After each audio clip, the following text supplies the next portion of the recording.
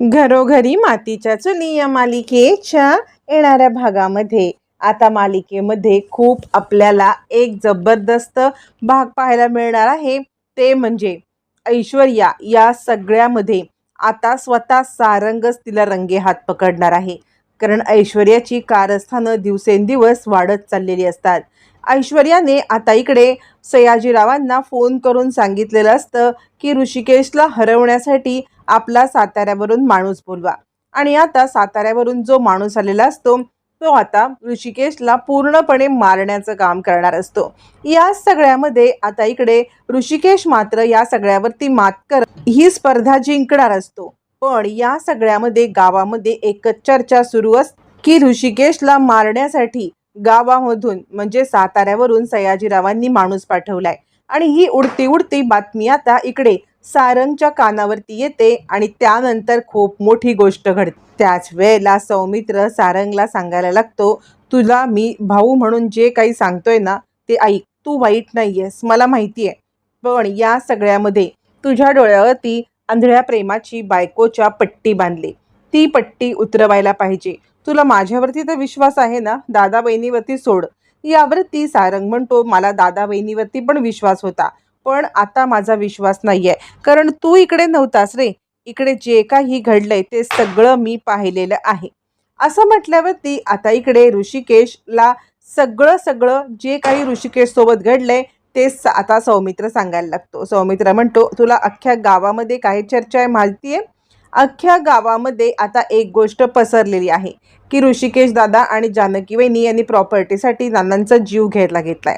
एक आणि दुसरं म्हणजे ऋषिकेश दादा दर दर ठिकाणी भटकतोय, त्याला कोणी नोकरी देत नाही. याला कारण कोण माहिती आहे? यावरती आता इकडे सारंग म्हणतो, कारण तोच आहे. कारण ऋषिकेश दादांनी हे जे काही केलंय ना ते गावकऱ्यांना आवडलं नाही.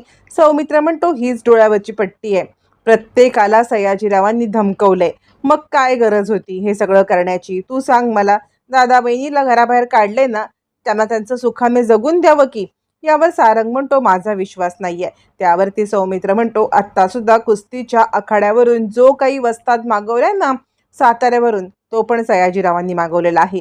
तुझे डोळे उघडण्यासाठी मी काही माणसांच्या समोर तुला घेऊन जाऊ इच्छितो. आणि त्यानंतर मग तू ठरव की काय करायचं काय करायचं नाही, कोणावर विश्वास ठेवायचा कुणावर विश्वास ठेवायचा नाही. असं म्हणत इकडे आता सौमित्र बरोबर सारंगला घेऊन बाहेर पडत. सारंगला घेऊन बाहेर एका कंपनीत जातो. त्या कंपनीत गेल्यावरती इकडे आता सौमित्र म्हणतो, सांगा ऋषिकेश दादा तुमच्याकडे नोकरी मागायला आले होते ना?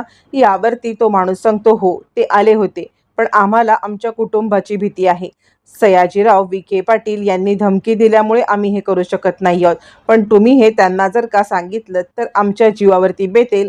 त्यामुळे प्लीज आम्हाला माफ करा, आम्ही नाही नोकरी देऊ शकतो. त्यानंतर एका कंपनीच्या गोडाऊनमध्ये घेऊन जातो आणि त्या माणसाला सांगतो, तो सुद्धा सांगतो की सयाजीराव विखे पाटील यांनी हे सगळं केलेलं आहे आणि याच कारणास्तव आता मला मला त्यांना नोकरी देता नाही आली. माझ्या जीवावरती खूप आलं होतं की आपण ऋषिकेश दादा नाही कसं म्हणायचं, पण तरीसुद्धा मला हे करावं लागलं कारण माझे हात दगडाखाली अडकलेले होते. असं म्हटल्यावरती आता मात्र सारंगचे डोळे थोडेफार उघडतात की बाकी काही असू दे, पण इकडे सयाजीराव या सगळ्यामध्ये हा डाव का खेळतायत, दादा वहिनीला त्रास का देतात? मग त्यातच आता सौमित्र म्हणतो, बघितलंस मी काही गोष्टी तुला तेच सांगण्याचा प्रयत्न करतोय. तुला ऐश्वर्यावरती नसेल पण काहीतरी गोष्ट कळली की दादा वहिनीला अडचणीत कोण आणते, मला तू सांग. या गोष्टी जर सयाजी काका करतायत तर त्या ऐश्वर्याला माहिती नसेल असं तुला वाटते? कारण तुला खरंच माहिती नाहीये भावा, या सगळ्यामध्ये ऐश्वर्या आणि सयाजीरावांनी काय काय कारस्थानं करून मला कोणत्या परिस्थितीत हे केलं होतं आणि त्यानंतर पण ती कशी वागते हे तुला माहीत नाहीये. यावरती सारंग म्हणतो, माझा अजूनही विश्वासच बसत नाहीये. सौमित्र म्हणतो, मी तेच सांगण्याचा प्रयत्न करतोय. या घरामध्ये दादा वहिनीने मला परत पाठवलं कारण कारण नानांच्या जीवाला धोका आहे. जानकी वहिनीने तेच सांगितलं की ऐश्वर्यानेच ढकललंय. तू एका वेळेला विचार कर, तू न्यूट्रल विचार कर. ऐश्वर्या तुझी कुणीच नाहीये. हां, ऐश्वर्या कुणीच नाही आणि तू नानांकडे लक्ष ठेव. असं केलंस तर कदाचित काही गोष्टी तुला समजतील. मी बोलतोय म्हणून नाही, तर नानांच्या जीवासाठी. ज्या बाईने नानांना ढकललंय, ज्या बाईने नानांच्या खोलीत साप सोडलाय, हे सगळं करणारी बाई कशी काय व्यवस्थित असू शकते? तू मला सांग बरं, या सगळ्यामध्ये ऐश्वर्याचं खरं रूप जर कुणी समोर आणत असू शकेल तर फक्त तूच आहेस. एक गोष्ट लक्षात ठेव, या सगळ्यामध्ये नानांच्या जीवाला काही धोका व्हायला नको याची तू काळजी घे. असं म्हटल्यावरती आता सारंगला कुठेतरी गोष्टी पटायला लागतातच. तो आता ऐश्वर्यासोबत या गोष्टीवरती न बोलता आपण फक्त ऑब्झर्व करायचं असं ठरवतो. इकडे आता ऐश्वर्या सारंगला सांगायला लागते, बघितलं तुम्ही, या घरामध्ये आपण सगळे म्हणजे आपण सगळं करतोय, काय करत नाहीये ह्या घरासाठी. या घरासाठी जे काही करणं शक्य आहे ते सगळं करतोय, पण तरीसुद्धा या घरातला मान पान सन्मान हा कुणाला मिळतोय? आधी ऋषिकेश दादा आणि जानकी वहिनीला मिळत होता, आणि त्यानंतर त्यानंतर अवंतिका आणि सौमित्रला. मग मी या घरची कुणीच नाहीये का? यावरती सारंग बोलायला लागतो, तुम्ही असं का विचार करताय? ते या घरचे मोठे आहेत, म्हणजे कितीही काही झालं ना तरी हा त्यांचा मानच आहे. तुम्ही हा मान त्यांच्यापासून कसा हिरावून घेऊ शकता?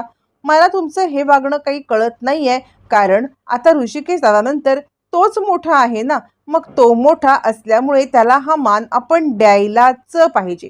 ऐश्वर्या म्हणते, झालं म्हणजे मी या घरासाठी इतकं करते, तुम्हाला समजवायचा इतका प्रयत्न करते, आणि तरीसुद्धा तुम्हाला पटत नाहीये. नानांनी माझ्यावरती विश्वास टाकला, नानांनी या घरातली संपत्ती पैसा अडका हे जर का माझ्या नावावरती केलेलं आहे, तर तुम्हाला या सगळ्यामध्ये का विश्वास बसत नाहीये की हे घर चालवायला मीच सक्षम आहे. ती अवंतिका रूममध्ये बसले, आई तिला विचारून सगळं करतात, इवन जेवणाचं काय मेनू होणार ते पण तिला विचारलं जातं. यावरती आता इकडे कुठेतरी सारंगच्या एक गोष्ट लक्षात येते की प्रॉब्लेम हा ऐश्वर्यामध्येच आहे. तिला जानकी वहिनींचा प्रॉब्लेम होता, ठीक आहे, कारण जानकी वहिनी नानाला ढकललं असं तिचं स्पष्ट मत आहे, पण तिला आता अवंतिकासोबत पण प्रॉब्लेम आहे. म्हणजे या सगळ्यामध्ये कुठेतरी सौमित्र दादा बोलतोय त्या गोष्टी खऱ्या असू शकतील का? या गोष्टींना मी विचार करायला पाहिजे का? मी कुठेतरी चुकतोय का? सारंगला आत्ता कुठेतरी डोळे उघडायला लागलेले असतात.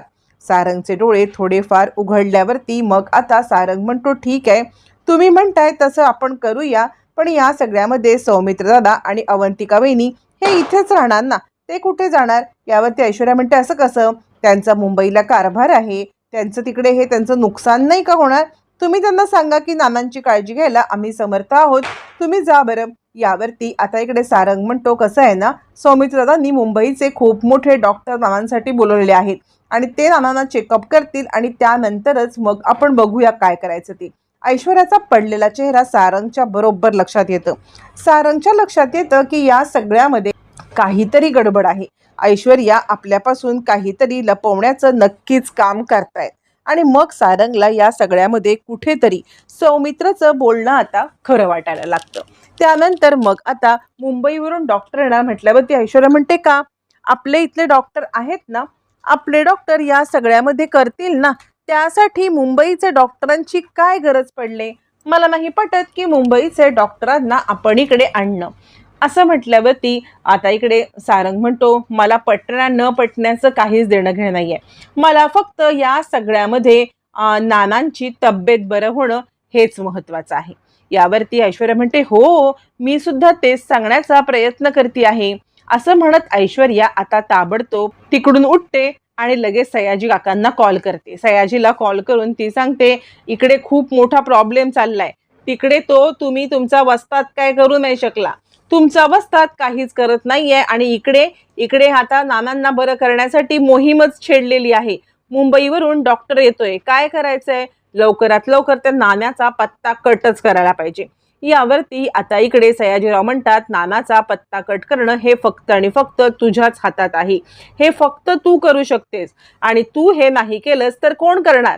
तू आता एक काम कर, आज रात्रीची वेळ साध, उद्या डॉक्टर येतील तेव्हा येतील, पण आज रात्रीची वेळ साधून तुला या सगळ्यामध्ये नानाला संपवायला पाहिजे. जर डॉक्टर आले आणि आता सौमित्र पण तिकडे आलेला आहे, सौमित्र आल्यावरती जर का नाम्याला तोंड फुटलं तर त्याचं तोंड कायमचं बंद करायची वेळ आली. आणि आता हे सगळं ज्या वेळेला सारंग ऐकतो त्यावेळेला सारंगला जबरदस्त धक्का बसतो.